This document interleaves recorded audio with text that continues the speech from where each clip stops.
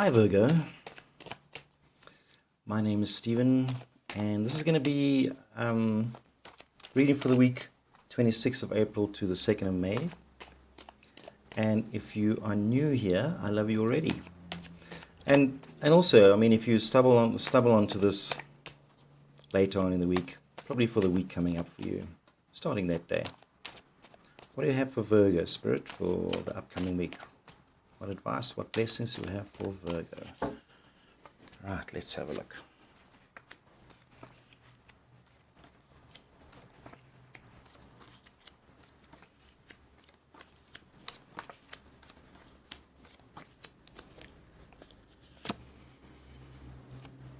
So, the card representing you this week, Virgo, is the Fool, and the Fool is a new journey. Okay, it's adventure, it's trying new things, it's innocence. Great place to be. So let's have a look.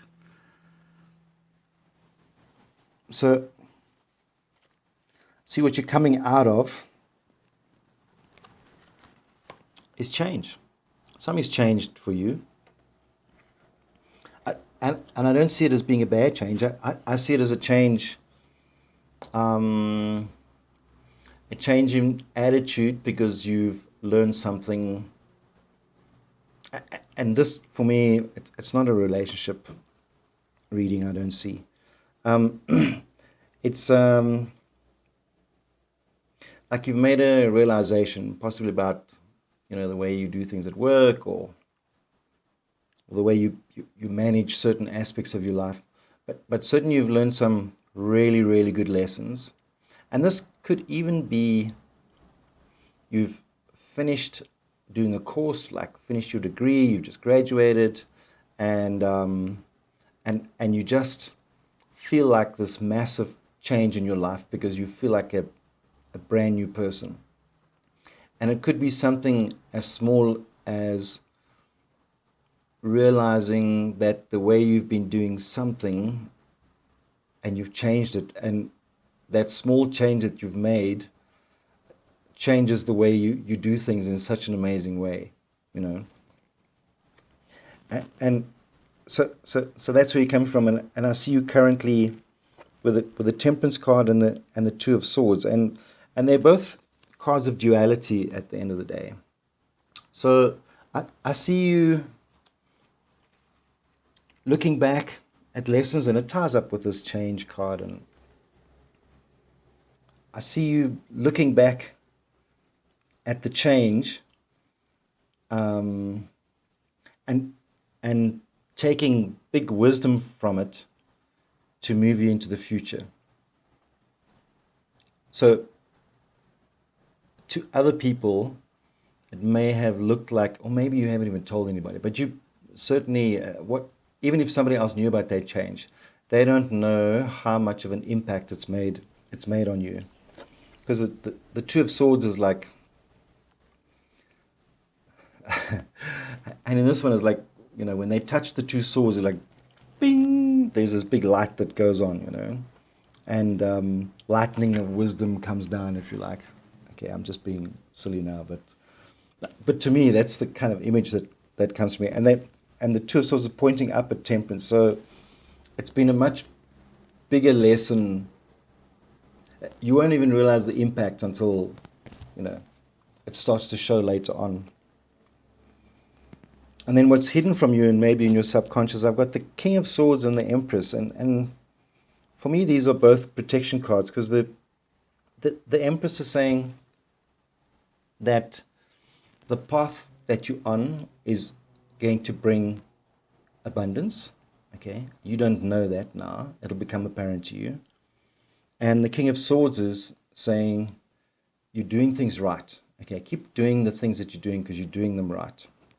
And he's quite harsh. I always imagine him as the judgy father, like he's got rules and shit. And he's incredibly happy when you're doing the things right, and quite judgy when you're doing the things wrong. Okay, like, yeah, you have to do it his way. And he's under the Empress here, and so he's coming through as protection for you. So he's saying, yes, yes, I'm very proud of you. Yes, yes, you're doing things my way. That's very good.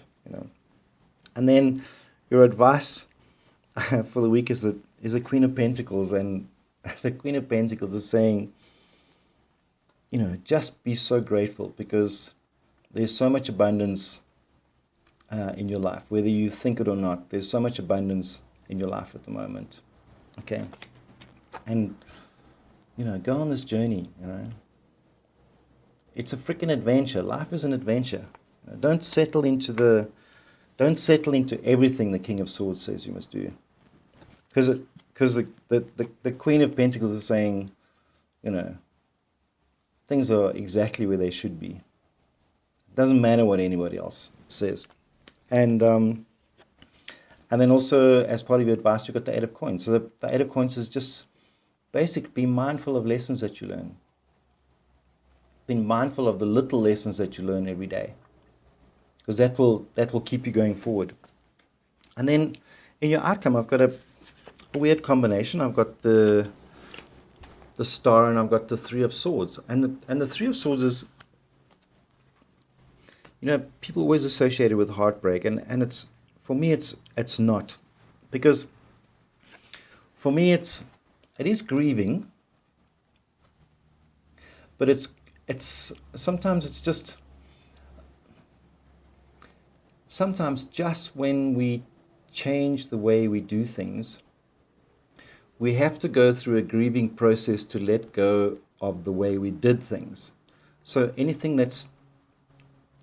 because everything that we do becomes part of us. And when you leave something behind, it's like leaving a piece of us behind. Even though we know it's good, it's still leaving a piece of us behind. It's like when somebody finally gets out of an abusive relationship, for instance, they actually go through a period mourning the fact that they're not in that scenario anymore, funny enough. And it's part of like a grief process, like tearing a limb off, even if the limb was rotten and needed to come off, you're still going to miss the limb. Okay, it's not so stressful on this one. I'm just saying, and you have the Star, and, with these two together, perhaps you've realized, because as I say, we started off with a Tower, like you've made some realization, something big has changed.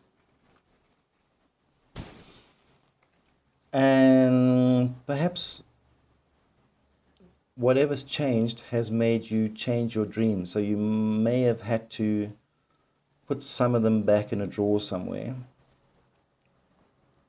and realize that you have different dreams, and that's represented by the Fool. The Fool is like adventure. So, for instance, sometimes I would say for men specifically, I think women a little earlier, but men specifically in their early 30s, like a big switch changes in their head, and they suddenly realize that everything they've been striving for may not be important at all. And suddenly they realize that there's so much more to life than wanting, for example, the material things that they've always wanted.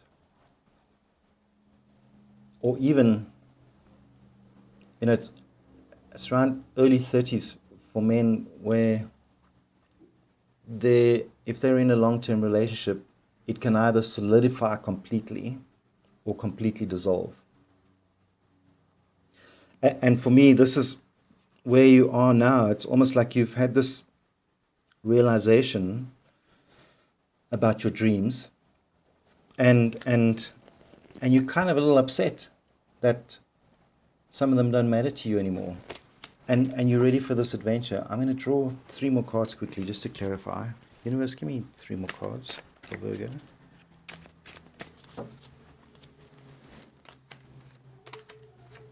Yeah. Emperor.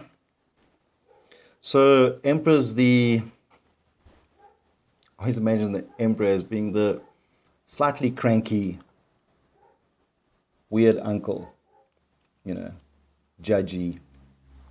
But he's always got really, really good advice. So listen to him, because it might just be weird. Something your father might not tell you, but your uncle might tell you. You know what? Don't listen to your father. You know, he's a dowdy old fool. Do it this way. It's much more exciting. And you've got the sun, and the sun is just blessings coming down for you this week. And you got the Six of Coins, and the Six of Coins is like, again, it's a gratitude card. So the Queen of Coins was saying, be grateful this week for the stuff that's coming into your life, and the Six of Coins is saying, be generous as well. Don't just be grateful, be generous as well. Be generous with your heart. Be generous to the people around you that may need a lift. Okay, that was a wonderful reading, and if it does resonate with you, listen to me, please push that like button, and I will see you again soon.